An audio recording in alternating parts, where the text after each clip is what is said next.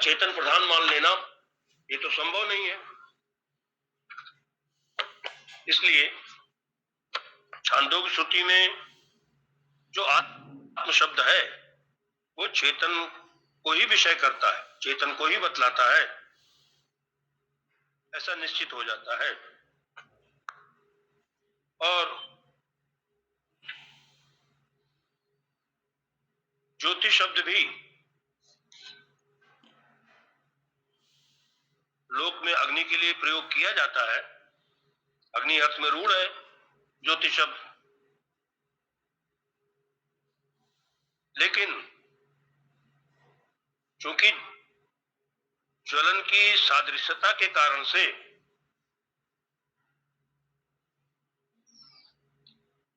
याग में भी ज्योति शब्द का प्रयोग होता है, ऐसा कोई दृष्टांत तो है नहीं।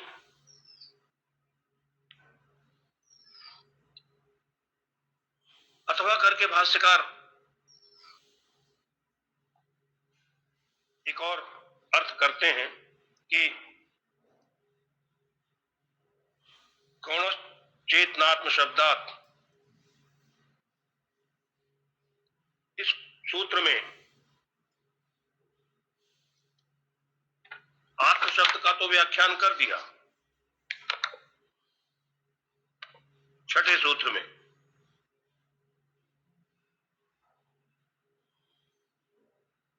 और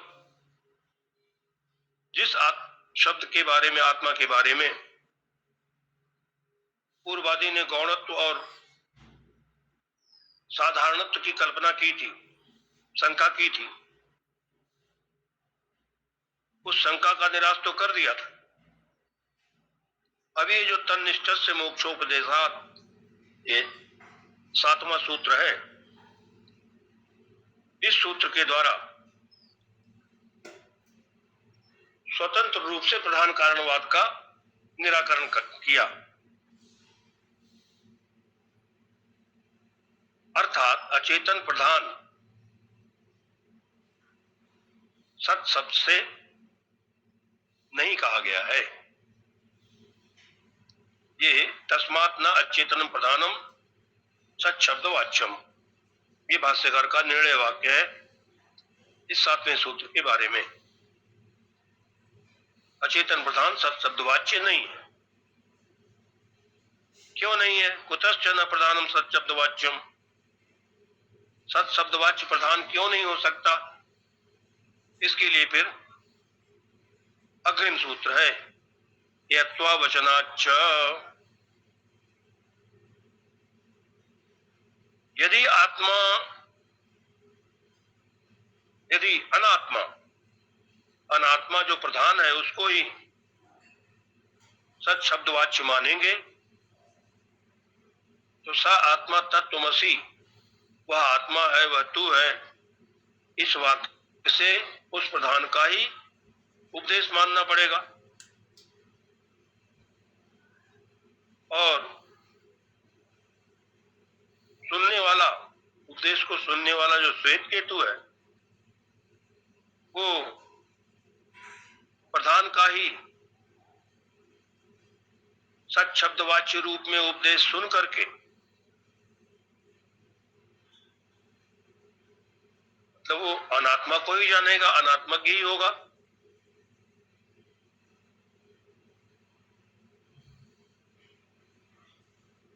उसकी वो प्रधान में ही निष्ठ होगा, आत्मनिष्ठ नहीं होगा। इसीलिए मुख्य आत्मा का उपदेश करने वाले आचार्य को चाहिए कि पहले उस प्रधान में हेयत्व तो दिखलाएं। प्रधान हेय है, त्याज्य है, ऐसा उपदेश पहले आचार्य को करना पड़ेगा। जैसे भगवान भाष्यकार उदाहरण देते हैं कि अरुंधति तारा दिखलाने वाला व्यक्ति पहले उसके समीपवर्ती किसी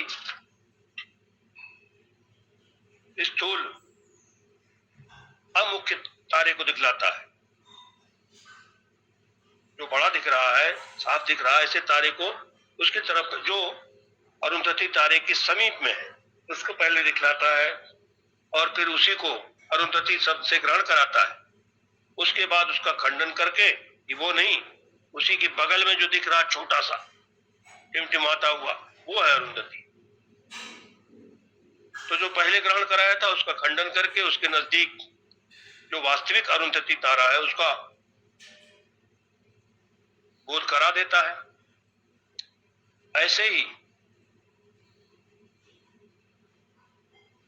श्रुति को भी कहना चाहिए कि अब तक जिस प्रधान को तुमने आत्मा माना था वह आत्मा नहीं है, लेकिन ऐसा तो श्रुति कुछ वहां बोलती नहीं।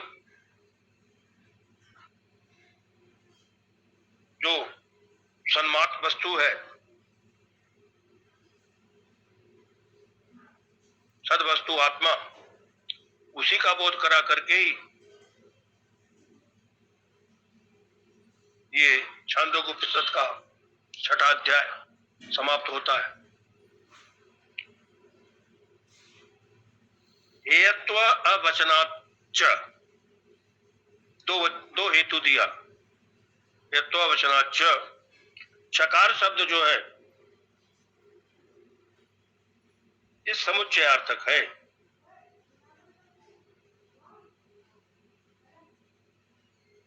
मतलब च से जो प्रतिज्ञा है सांख्यों की, सांख्यवादियों का जो मत है उसके विरोध को बतलाने के लिए कि आपकी प्रतिज्ञा का भी विरोध होगा, उसके समुच्चय के लिए च शब्द है। यदि कदाचित प्रधान का हेयत्व तो कहा गया होता फिर भी प्रतिज्ञा विरोध तो आएगा ही, क्योंकि प्रतिज्ञा ये है कि यस्मिन विज्ञाते सर्वमिदं विदितं स्यात्, कारण के ज्ञान से सभी कार्य विज्ञात हो जाते हैं, ऐसी प्रतिज्ञा पहले की गई है।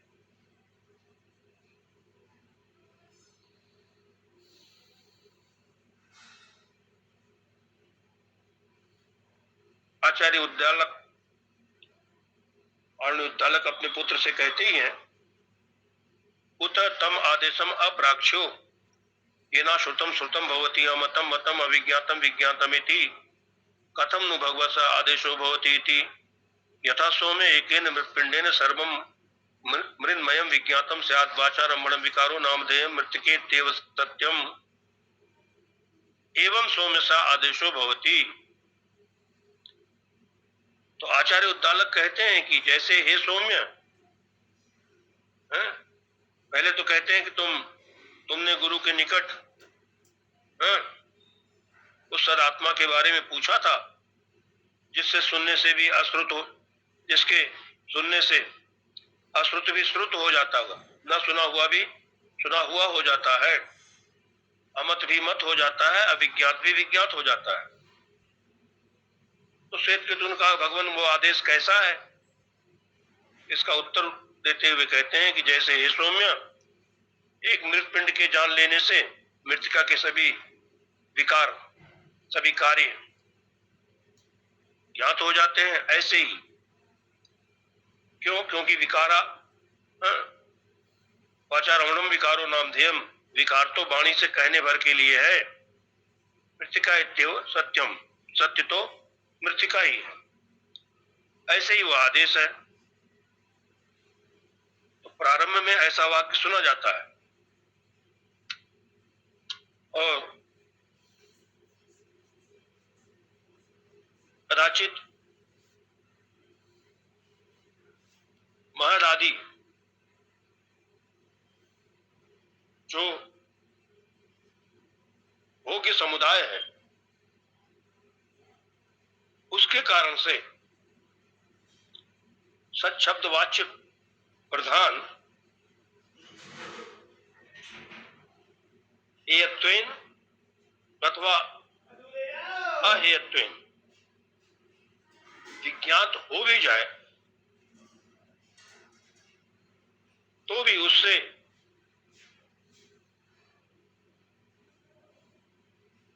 भोक्ता समुदाय है आत्मा, वो तो विज्ञात नहीं हो पाएगा।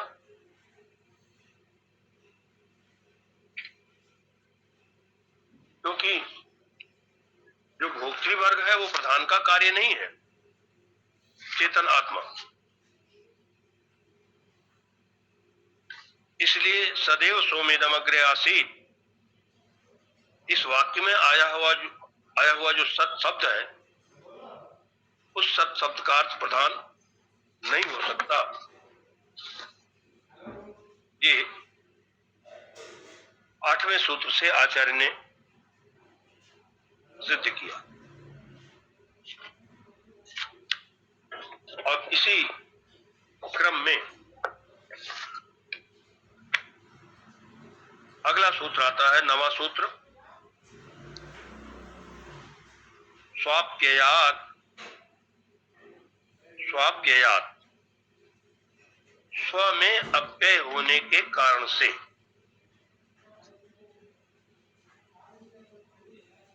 यदि पूर्वादि कहता है कि सत शब्दवाच्य प्रधान को क्यों न माना जाए, तो इस शंका का समाधान अग्रिम सूत्र से दिया गया कि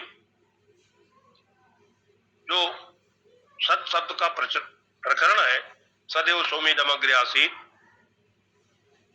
उसी प्रकरण में आगे चल करके श्रुति कहती है, यत्र एतत् पुरुषः स्वपिति नाम सता सौम्य तदा संपन्नो भवति स्वमपीतो भवति तस्मात् एनम स्वपिति इति आचक्षते स्वम ही अपीतो भवति इति।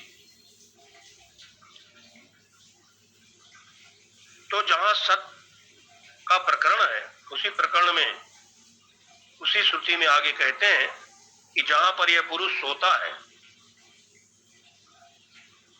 वह सत के साथ संपन्न हो जाता है, स्वम अपीतो भवति, अपने में अपीत हो जाता है, लीन हो जाता है। इसीलिए स्वपिति इस नाम से उसको कहते हैं, क्योंकि वह अपने में ही लीन होता है। तो ये श्रुति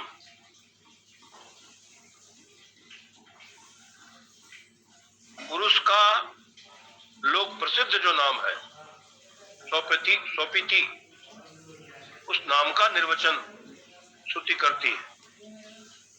स्व माने स्व शब्द का अर्थ यहाँ आत्मा है, जिसका प्रसंग चल रहा है, जिसको पहले सत शब्द से कहा।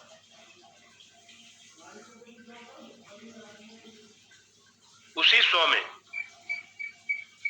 वह जीव निद्रावस्था में लीन हो जाता है, स्वम अपीतो भवति।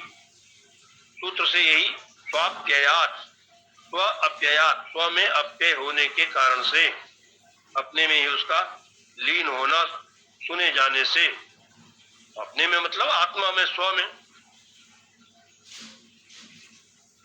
क्योंकि निद्रावस्था में जीव उसी आत्मा में, स्व में ही लीन होता है।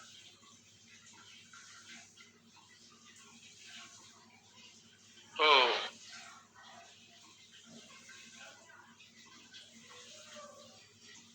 उत्पत्ति में जैसे प्रभव शब्द का प्रयोग करते हैं, ऐसे ही प्रलय में अप्यय शब्द का प्रयोग प्रलय के लिए।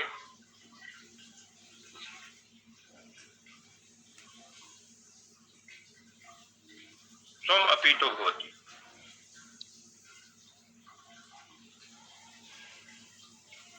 विषयों में इंद्रियों का सहारा लेकर के मन जाता है, इसीलिए इंद्रियां और विषय ये मन के विचरण के लिए उपाधि विशेष है। और जब मन उन विषयों को ग्रहण कर लेता है, तब वो चैतन्य आत्मा के साथ चैतन्य आत्मा के आभास को लेकर के जीव कहलाता है।